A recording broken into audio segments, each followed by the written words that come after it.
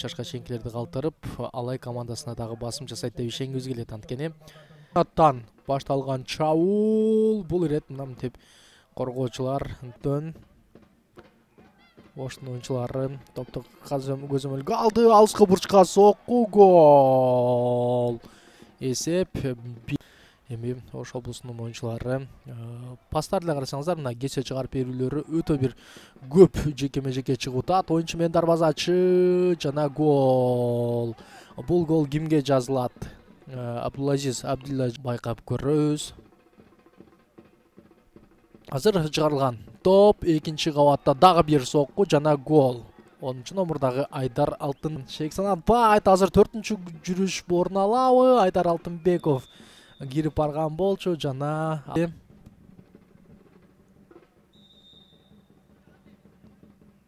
гол. Эсеп 4-0. Айдар Алтынбеков. Дагы бир сокку кайрадан мынтип оюнчу топту алды дагы, андан кийин гана пас берген.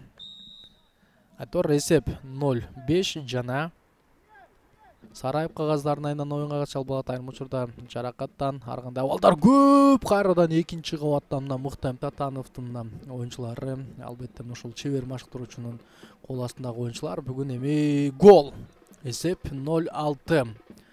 Дал ушул сапаттуу футболчулар бар, алар тууралуу алдыда кеп козгойбуз. Азыр дагы бир кирип баруу жана Калысбек Исаев берет. Анткени футбол академиядан тарбия алгандар алда канча мыкты оюн көрсөтөт. Анткени өсүүгө алып келет. Азыр дарбазанын үстүнгү тирегичине буска жок дене 1-2 футбол академия болсо, ал жактан мыкты футболчуларын чыгары талашсыз жана гол. Эсеп 0-7. 17-чи номурдагы Пусро талапты канаттандыруу азырынча толук деңгээлде эмес. Биринчи тайм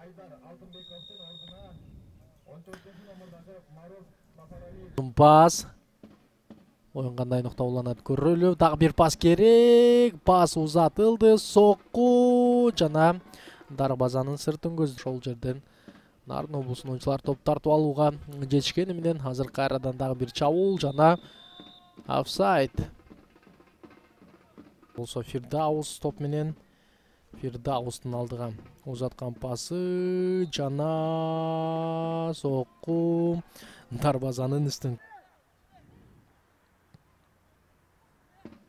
талага чыгарылган пас, сокку, гол. Эсеп 0-7 жана көрүнөт, бирок эми ар кандай көрүнүш ыктымал дегиче дагы бир гол.